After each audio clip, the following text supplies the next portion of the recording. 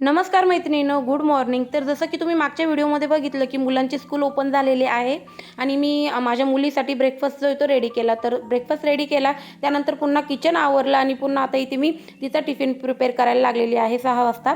तर इथे मी आज फणसाच्या गराची मस्त अशी कोकणी पद्धतीची भाजी बनवणार आहे, जी अस्सल कोकणात बनवली जाते त्या पद्धतीने। तर त्यासाठी मी फणसाचे गर जे ते अगोदरच जे ते रेडी करून ठेवलेले होते, तर त्याचा व्हिडिओ मी तुमच्यासोबत शेअर केलेला आहे। तुम्हाला पाहिजे असेल तर तुम्ही तो व्हिडिओ चेक करू शकता। तर फणसाचे गर जे ते मी थोडे पुन्हा असे उभे उभे कट करून घेतले। बटाट्याचे जे ते काप करून घेतले आणि ते कढई गरम करायला ठेवलेली। कढईमध्ये थोडंसं तेल घातलेले आणि ह्या तेलावरती आपल्याला बटाट्याचे काप जे ते छान असे तळून घ्यायचे, म्हणजे हाफ डन करून घ्यायचे। आणि यामध्येच हे हाफ डन झाल्यानंतर यामध्ये 1 मिनिटभर फक्त आपल्याला फणस पुन्हा घालून घ्यायचे, फणसाचे गर, आणि मिनिटभर परतून घ्यायचे आणि एका प्लेटमध्ये काढून घ्यायचे। त्यानंतर आपल्याला पुन्हा याच कढईमध्ये जे ते तेल गरम करायला ठेवायचे, तोवर आपण एक मसाला बनवून घेऊ। ज्यासाठी मी हिरव्या मिरच्या घेतलेल्या आहेत, जिरे घेतलेले, लसूण घेतलेले आणि कोथिंबीर घेतलेली। याची आपल्याला छान असं बारीक वाटण करून घ्यायचे आणि बस हे वाटण रेडी केलं की त्यानंतर तेल गरम झालेले यामध्ये आपल्याला हिंग घालून घ्यायचे, कढीपत्ता घालायचा आहे, मोहरीसुद्धा घालायची। या पॉईंटवर आपल्याला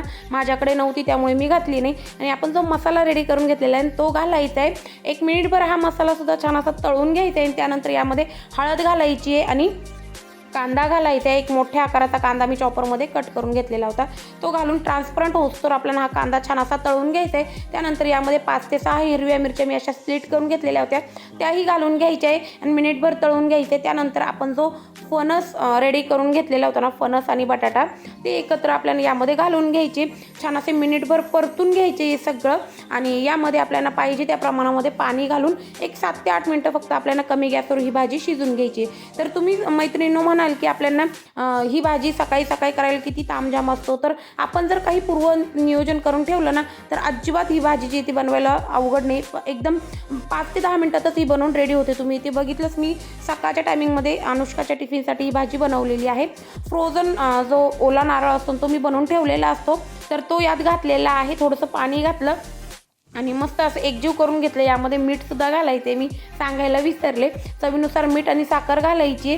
छान असं झाकण ठेवून ही भाजीला छान अशी 5 ते 7 मिनिटं वाफ आणून घ्यायची कमी गॅसवर। मस्त अशी आपली टेस्टी ही फणस आणि बटाट्याची भाजी बनवून रेडी झालेली। बनवायला अगदी सोपी, आपण जर पूर्वतयारी करून ठेवली तर। या पद्धतीने मी भाजी बनवून घेतली, पराठे बनवून घेतले होते तिच्या टिफिनसाठी आणि बस तिचा टिफिन पॅक केला। आणि त्यानंतर लगेचच मी किचन क्लीन करून घेतला, कारण की माझ्यात एक किडा आहे स्वच्छतेचा, तो किडा सारखा वळवळ करत असतो। सो मी त्या पद्धतीनेच माझं किचन पुन्हा छान असं क्लीन करून घेतलं आणि पुन्हा एकदा तुम्हाला किचनचे दर्शन घडवलेले आहे।